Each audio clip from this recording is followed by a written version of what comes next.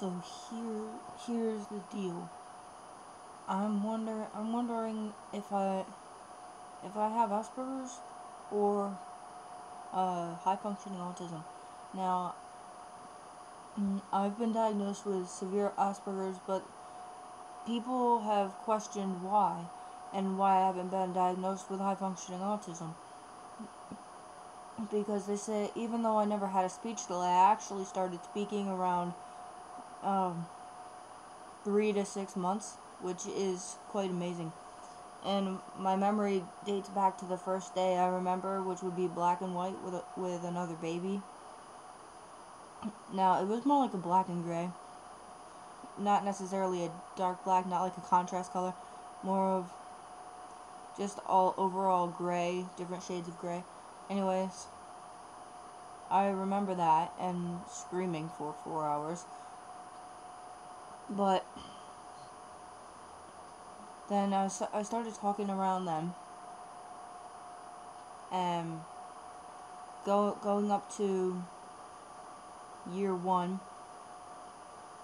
every time my mom would take me to a store, or would I remember any place with fluorescent lights or crowds or anything like that, I would just scream the whole time we were there. And so my mom tried not to take me many places because I would always scream. Now, she didn't know I was getting overwhelmed. She had no idea. She didn't even know that autism existed. Now, this was back in 1995. I was born in 1994. That makes me 15, yeah. And then all through, up until I was about, actually, you know what, I never stopped having meltdowns in stores, actually. And then once I got a little bit older, around age 10, I was able to tell my mom that the crowds were bothering me, and that people were just getting on my nerves, and maybe it was age 11 that I was actually able to tell her that. And my mom was actually the first to pick up that I wasn't socializing correctly with people. And I always knew there wasn't something right about me. As in, I've heard that people with high functioning autism can get a late diagnosis.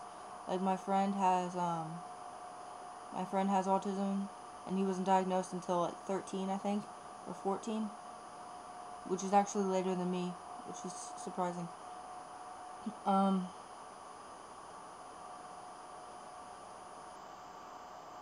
But anyways, yeah, I would always scream in stores, and I wouldn't socialize correctly. And I would run in circles or spin excessively. Now, not excessively to the point where it'd become a huge problem, but yeah. Hold on a second. Okay. And then where were we?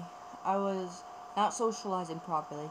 But I managed to have a couple of friends that accepted me for me. I would always have short hair because of my sensory issues. I would always wear clothes that came up to my neck, like that.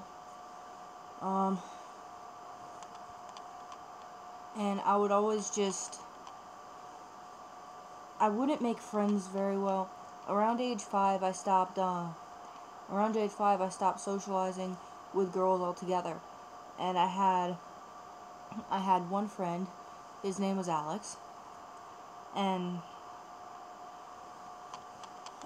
he would get me through everything because we basically both relied on each other. He didn't talk well through school,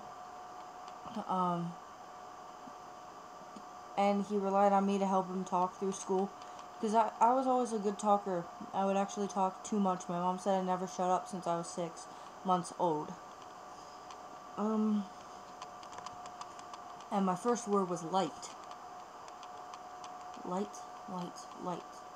And some people have swine flu now. And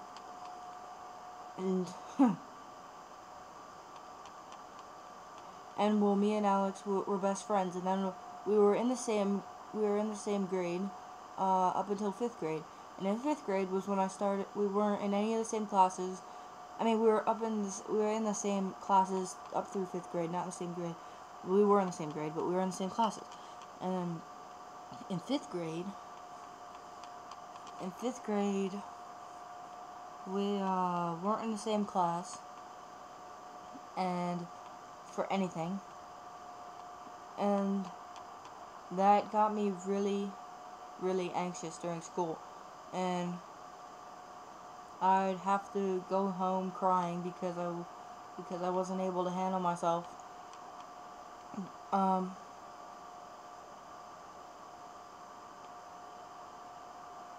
then it all started from there. Then I just got dramatically worse. A huge routine got messed up. We moved to a whole different state, and a new house, new people, new community, new area, new everything. And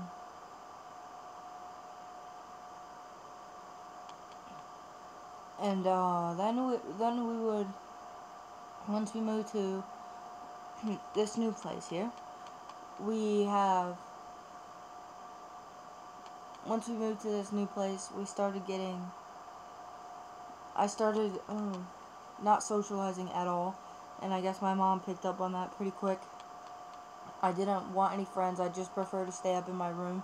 And when it come time to have to go to school,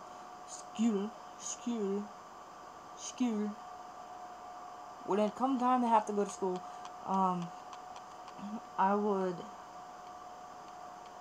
would run and hide, or I would run away. I wouldn't go to school at all. And then people would have to come out to the car and drag me in, throw me in the classroom, having a fit, and the fluorescent lights and the color combinations would just drive me crazy. Now, I don't know how many of you had this problem, and that was around age 11 actually. Around age 12 or 13, I discovered flapping and rocking and things like that. And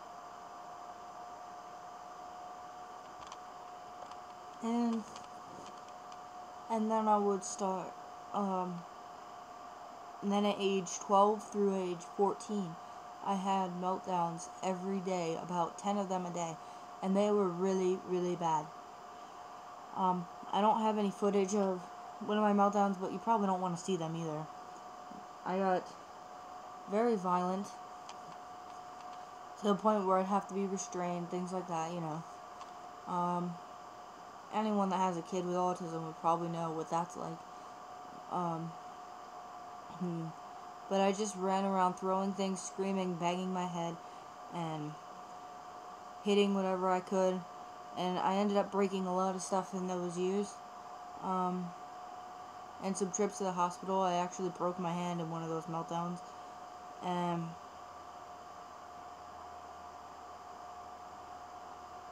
And I'm going to make a part 2 now on this, because I'm starting to get close to the 10-minute line. So here's my part 2.